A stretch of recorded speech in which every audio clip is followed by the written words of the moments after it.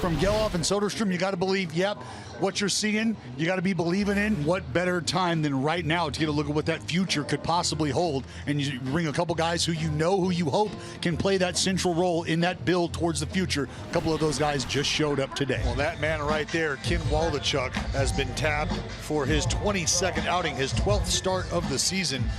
And he will be going up against that seemingly lackluster offense. But for Ken Waldachuk, really it's him once again finding himself in a little bit of a different role and seeing if he can't continue to pitch himself to the forefront of the mind of the managers, the front office, really everybody paying attention to this young left-hander as he continues to make strides. Correa in the box. Here we go. First pitch lifted to right. Retreating is Brown, and that's over his head and over the green wall. The ball still in play, and Correa on the first pitch of the second part of the schedule cracks an opposite field double. Solano, one of the few bright spots offensively for the Twins, hitting .281. And up the middle, second pitch is cracked to center. Correa to third, and he'll be held. 2 pitches into the game, and the Twins have 2 line drive hits. Yeah, Correa froze on the line drive here, making sure it wasn't caught, so that's why he wasn't able to score. But good approach. First 2 hitters going up there, being aggressive, understanding what they're going to see. Let's see if Byron Buxton can hit one hard. He's had success in this ballpark before. They're on the corners for the Twins. To the left center and hit well. Bleday after it. He'll get there.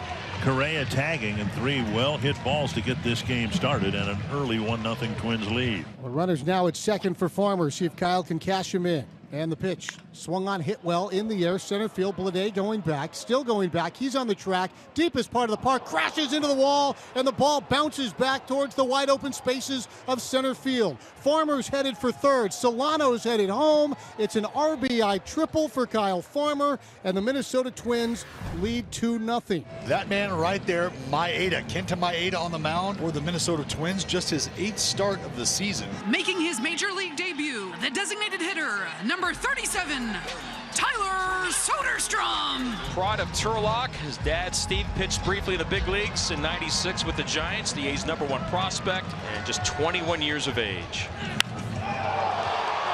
Down the line and right, but into foul territory, and Kepler's there to make the catch, and the inning is over. On to the second, and it's 2-0 Minnesota. Number 20, Zach Geloff. A lot of zest in that introduction. He's number 3 prospect according to MLB.com. And went after the first pitch, and out there is Taylor to make the play. So both Soderstrom and Geloff in their first at-bats showing a willingness to swing the bat. 10 home runs in the first half. Batting average, I know he's not happy with at .205, but there was some production there that was starting to kind of gain some traction at the end of the first half. That is belted to right. And Kepler at the wall, and he can't make the play. It's in play for Langoliers. He'll turn. He's going to third. The ball bobbled by Kepler. And 3 bases for Shea Langoliers with 2 outs in the second. Second triple this year for Shea Langoliers. 2 out. Langoliers at third, bottom of the second. Allen, a right-handed hitter. Right on cue, and the A's get one back. In to score as Langoliers. 2-1 Minnesota. Nick gets his 4th RBI. Oh, Nicky Knox. Atta baby, Vinny. Just put it out in the universe. Minnesota leading the A's by a run. We start the 3rd inning at the Coliseum. Top of the order, second time around. Correa, it's a fly ball to center field playable. Bleday under it. He reaches up and makes the catch, and there is one away. So Waldachuk's now retired 6 straight. Geloff on the chance on the deflection. A little bit of a hesitation, but he gets him. Like it's been done 1,000 times before, and it has. Just not here at the big league level. Little deflection there off the left-hander. See Geloff have to reroute, blow a bubble, fire a strike over to Noda. How about it? Are you comfy? Yeah, I'm comfy. Same game here. And a strong 1-2-3 inning for Ken Waldachuk. He has found a groove. He's retired 8 in a row. 4 strikeouts. And that is the 4th walk issued by the right-hander. So it's first and second, nobody out for Tyler Soderstrom. 3 pitches, and Soderstrom is the first out of the inning. 2-1 lead for the Twins. 2 on for the A's. See what Geloff does his second time up. That swung on and lifted to right center. Going back, the center fielder Taylor near the track at the wall, and it is off the top of the wall. Grounding third is Rooker. He's going to come in and score. It's a double for Geloff, and it's 2-2. Zach Geloff just missed his first career Major League homer, but he doubles home a run. It's a 2-2 game. Well, you don't want to get greedy here, but it looks like Mark Kotsay is going to come out and ask, hey, can we take a peek and see where this thing landed? Because I think we're going to get a crew chief review here just to take a look and make sure where this baseball ended up. After review, the call in the field is confirmed. The ball is in play.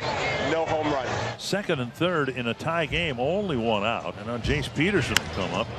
And now Peterson with a fly ball to left center is going to give the A's the lead. Catch is made by Castro. Here comes Brown, and it's 3-2 Oakland. So Peterson is 23rd RBI. Well, for the second time in 4 innings in this ballgame, Danny, Kyle Farmer is 90 feet away at third base. They failed to score in the first time with less than 2 outs, and they dearly need to bring him home this time. Drive to left field. Rooker heading back, twisting around, looking up, and off the wall.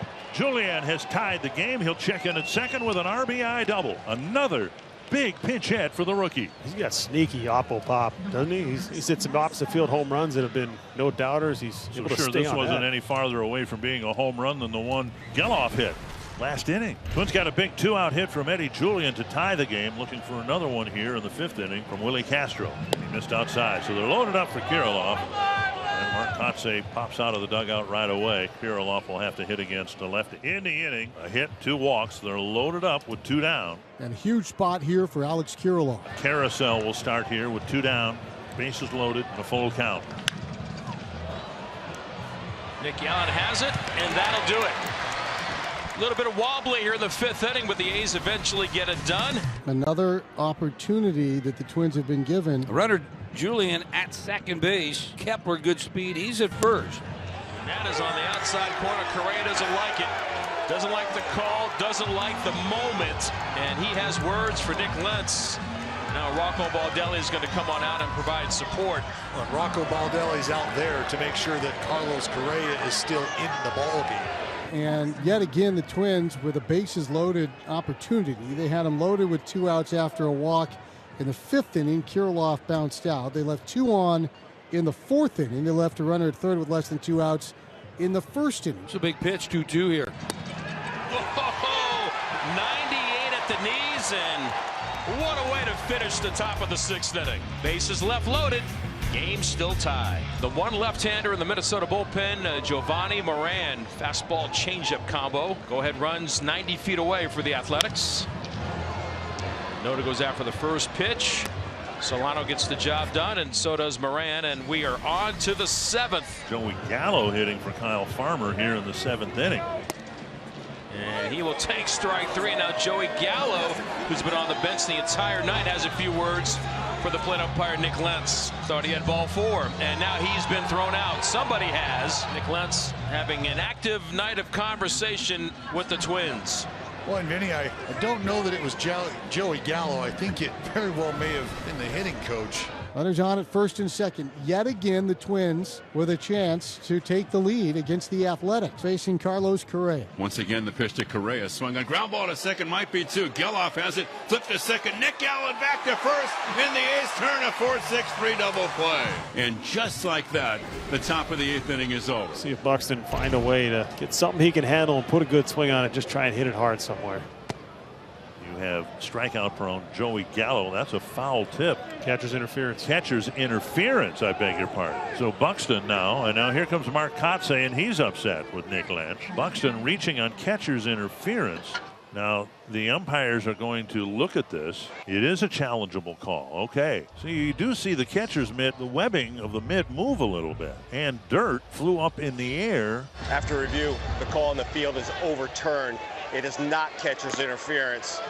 The call is a strike. 3rd strikeout for Buxton. And Solano still in second, 1 down. That'll bring up Gallo. Make it 3 for 14 with runners in scoring position. Joey Gallo anchors in, twists his shoulders. A drive right field, deep down the line. And that ball is gone. Joey Gallo with a 2-run home run in the ninth, put the Twins up by 2. Gallo has had 2 at-bats today, and in 2 at-bats, he has summed up his career. A strikeout in his first at-bat and a long home run in his second. And it's back to a 1-run game. So Duran's going to have to get back on the beam here and figure this out. Bouncer towards second. Julian flips, and that'll wrap it up. Duran gets the save. The Twins get a win 5-4.